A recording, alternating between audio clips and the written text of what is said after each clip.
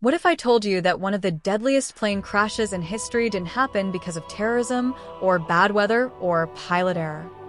This is the story of Japan Airlines Flight 123, a flight that took off perfectly normal but never reached its destination. Over 500 people were on board. Only 4 survived. Could this crash have been avoided? And more importantly, could something like this still happen today? Stick around till the end, because what you're about to hear will change the way you think about flying forever. It was August 12th, 1985, and no one could have predicted what would happen next. Flight 123 was carrying 524 passengers and crew, mostly Japanese citizens returning from summer holidays. Many were heading home to celebrate Obon, a sacred time when families honor their ancestors. Children sat on laps, couples held hands, business people flipped through newspapers.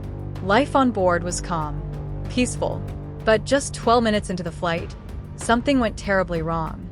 A loud, explosive sound echoed through the cabin.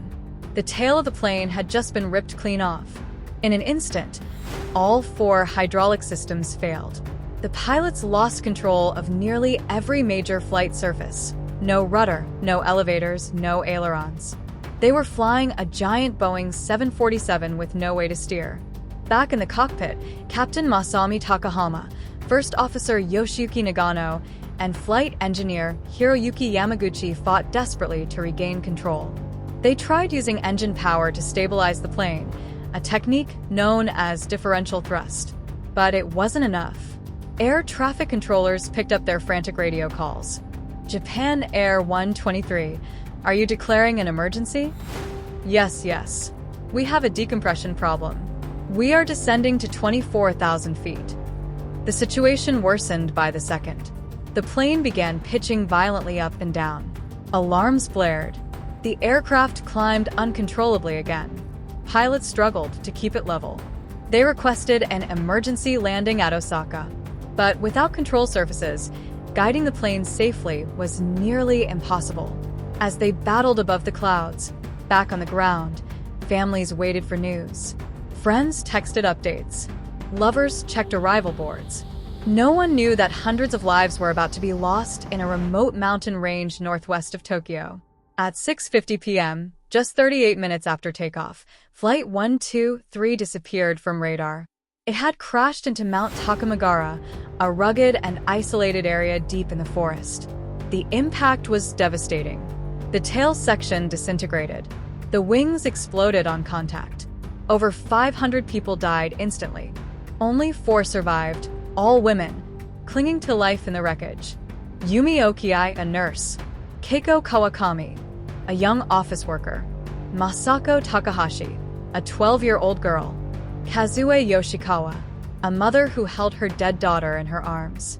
They were rescued the next morning, 14 hours after the crash. But why did this happen? To understand the full story, we need to go back 8 years earlier, to 1978. That year, the same aircraft, J8119, suffered a tail strike during landing at Osaka. It wasn't a catastrophic event, but damage was done to the rear bulkhead of the fuselage. When repairing it, Boeing engineers made a critical mistake. Instead of installing 2 overlapping metal plates to reinforce the structure, as per original design, only 1 plate was used. This might seem like a small oversight, but over time, it became deadly. Every time the plane took off and landed, pressure built inside the cabin. That pressure pushed against the weakened bulkhead, and with each cycle, cracks began to grow. On August 12, 1985, those cracks finally gave way. The explosive decompression tore the vertical stabilizer off the plane. Without it, the pilots had no way to control the aircraft. They fought bravely, but there was nothing more they could do. So how did this go unnoticed for so long? Investigators found that JL's maintenance logs showed no signs of concern. Repeated inspections failed to detect the growing structural weakness. The system had failed, not just once, but repeatedly. And then came the rescue operation. Because of poor communication and difficult terrain, helicopters didn't reach the crash site until the next morning. Had help arrived sooner, more survivors might have lived. This tragedy changed aviation forever. In the aftermath, Japan reformed its emergency response procedures. Helicopter access improved.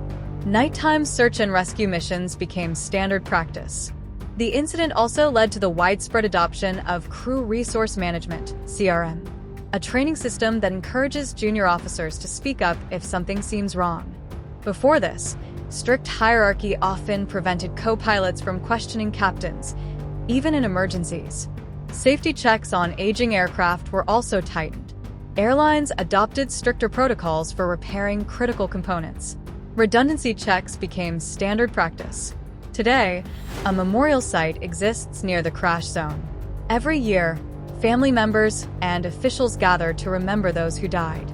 Japan Airlines has since become one of the safest airlines in the world, partly due to the reforms inspired by this tragedy. The aircraft's registration number, J8119, was retired permanently. But behind every safety reform are real people, real lives. One father missed his flight because he was stuck at work. He never got to see his wife and child again. Another survivor, Masako Takahashi, wrote about hearing voices calling for help in the dark, cold forest, but she couldn't move. These stories remind us that Flight 123 was not just a mechanical failure, it was a systemic failure. A mistake made years before, overlooked warnings, delayed rescues, and outdated procedures all played a role. Modern aircraft are built with advanced materials and monitored constantly. Maintenance procedures are far more rigorous than in 1985. Still, the possibility of human error remains. Flight 123 reminds us that safety is never guaranteed.